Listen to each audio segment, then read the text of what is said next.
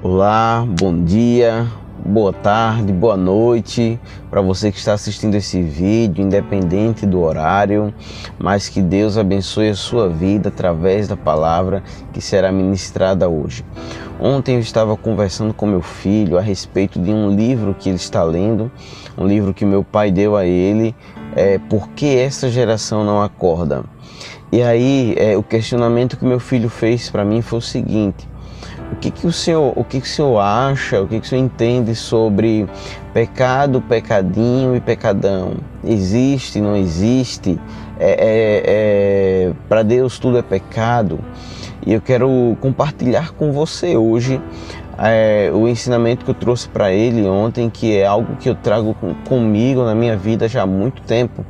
E eu quero que você cresça também através dessa palavra. O que nós precisamos entender sobre essa questão é o seguinte: o fim do pecado sempre vai ser o mesmo. Então a palavra de Deus diz que o salário do pecado é a morte, e isso não muda. Então o fim do pecado vai ser o mesmo, sempre vai ser o mesmo. Então, no fim, pecado é pecado.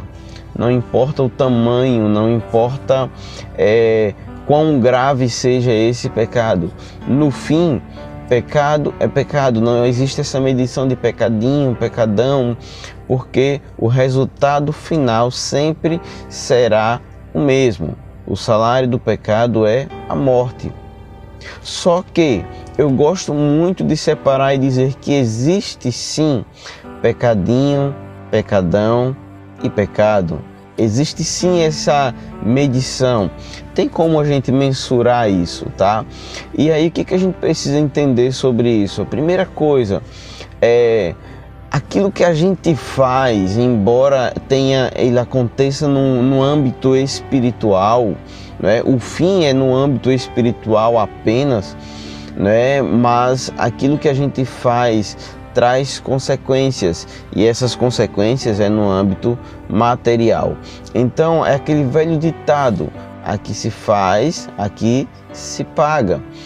Então a gente precisa entender isso. O teu pecado, o teu erro, porque o pecado é um erro, ele tem consequências, e essas consequências serão medidas a partir do tamanho do pecado, a partir da gravidade desse pecado, a partir do mal que você vai realizar. Por exemplo, matar alguém, ele vai te trazer uma consequência desastrosa.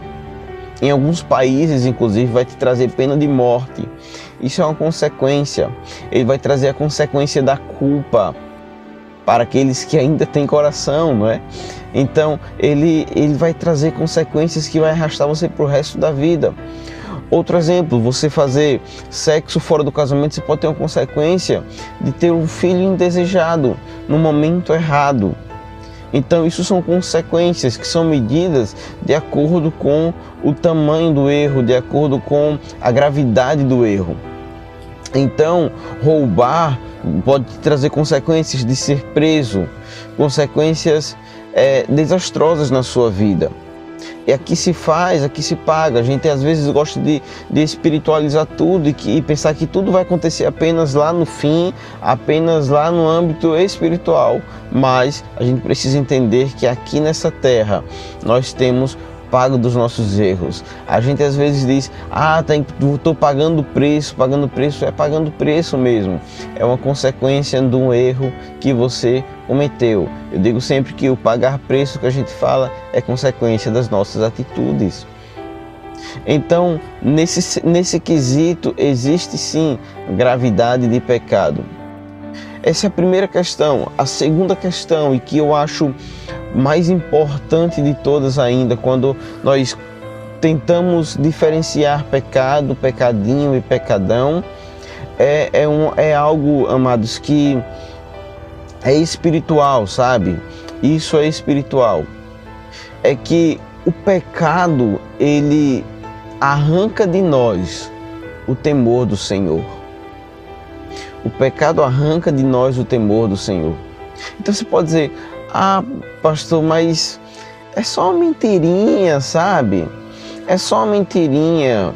Mas é essa mentirinha que vai começar a arrancar de você o temor do Senhor. Porque pensa comigo, você começa contando uma mentirinha, diz lá pro teu filho, diz que eu não estou em casa. É uma mentirinha. E aí você começa por aquele caminho e deu certo. E daqui a pouco você está mentindo quanto a isso, quanto aquilo, e está dando certo. E você vai se acostumando com aquilo, vai se adaptando àquele pecado. De uma forma que daqui a pouco você está cometendo erros muito maiores, falando mentiras muito maiores. Por exemplo, você acaba defraudando alguém, você acaba furtando, porque o furto também é uma mentira. Você acaba sonegando imposto, por exemplo, é pecado também, amados.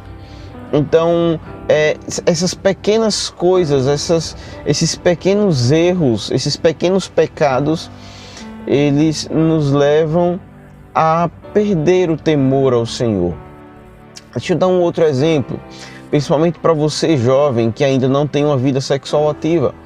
O jovem começa na masturbação e aquilo ali parece, sabe, que porque eu errei, me perdoa, Senhor, e se ajoelha e chora, aí depois vai e faz de novo, me perdoa, Senhor, e se ajoelha e chora, aí depois faz de novo, e esse fazer de novo começa a trazer vergonha para você. E agora você não consegue mais orar, você não consegue mais falar com Deus tão abertamente, porque aquele pecado ele já está começando a incomodar, ele já está começando a trazer vergonha, ele já está começando a fazer você se calar diante de Deus, a não ter coragem de falar com o Senhor. Aquele pecado está começando a fazer você perder o temor. Para uma pessoa como essa, que vive fazendo isso, que vive na pornografia, por exemplo, e vai perdendo o temor do Senhor, para essa pessoa daqui a pouco ela vai estar fazendo sexo fora do casamento. E para ela vai ser normal, porque perdeu o temor, porque não consegue mais, o Espírito Santo ele avisa, mas a pessoa não tem mais sensibilidade para ouvir o Espírito Santo dizendo a ela: pare, não faça isso, está errado, é pecado, isso não é para você, muda de vida. A pessoa não tem mais essa sensibilidade. Então, daqui a pouco, esse jovem, essa pessoa, para ela vai ser normal, por exemplo, praticar relação sexual com outra pessoa do mesmo sexo, porque aquilo ali, onde ela se satisfazia sozinha, acabou se tornando algo muito normal, algo muito comum, se adaptou, se tornou algo da sua vida, do seu dia a dia. Então, o grande erro, o grande problema do pecadinho, daquela coisa que a gente diz, é bobagem, é só isso aqui, é que a gente perde o temor do Senhor. E amados, isso não é apenas nesse sentido de temor do Senhor. Não sei se você foi criado da maneira que foi criado, mas a minha criação foi assim, chegou em casa com um lápis do coleguinha da escola, minha mãe fazia a gente devolver. Vá devolver a ele, leve até ele. Minha mãe fazia a gente devolver. E aí nós vemos crianças hoje que chegam com as coisas do colega e os pais não estão nem aí. Se eu falasse assim, eu troquei com meu amigo, mãe, eu troquei, ela disse, trocou coisa nenhuma, você vai devolver. E se você está dizendo que trocou, quero que você traga o seu de volta. Você não tem autorização para trocar nada, você é criança. São coisas pequenas. Isso vai forjando o nosso caráter, o nosso senso de moralidade. E o problema da gente às vezes é esse, que a gente perde o temor do Senhor, porque deixa pequenas coisas passarem. Pequenas coisas passarem. E amados, o temor do Senhor é algo que precisa estar latente, vivo em nossas vidas. Porque a palavra de Deus diz assim, em Provérbios capítulo 9, verso 10, o temor do Senhor é o princípio da sabedoria, o conhecimento do santo é prudência. Entenda em nome de Jesus, O temor do Senhor é o sensor que faz você parar diante do pecado. Se você perder o sensor, você vai bater. Ilustrar para ficar mais fácil para você. Sabe quando o carro tem sensor de ré e ele vai apitando? Pi, pi, pi. E aí ele aumenta aquele sensor, sabe? Até vir um som bem agudo, fino. Aquele som ali dizendo: para! Chega! Se você passar daqui, bate. Então é esse o temor do Senhor. Se você perder o temor do Senhor, você vai perder o sensor. E aí as coisas vão acontecendo na tua vida, para você vai ser tão normal, tão natural. Mas quando nós temos o temor do Senhor, o Espírito Santo ele vai dizer: filho, tá bom. Chega, por aqui tá bom. Não passa dessa linha, não cruza essa linha. Quando você se depara com situações na sua vida, porque não pense que crente vai deixar de ser tentado, tá? As tentações virão sempre. E quando você passa por certas situações na sua vida, é o temor do Senhor que vai dizer: para, até aqui já deu, volta para o caminho, em nome de Jesus. Então, amados, o fim do pecado sempre será o mesmo. Mas não ache que só porque eu estou fazendo algo pequeno, Deus não está vendo. Porque os resultados do pecado, eles são desastrosos. Seja um pecadinho, um pecado ou um pecadão. Em nome de Jesus, que o temor do Senhor esteja sempre vivo na sua vida. Que o temor do Senhor possa guiar você, possa fortalecer você e possa te dizer até onde você pode ir.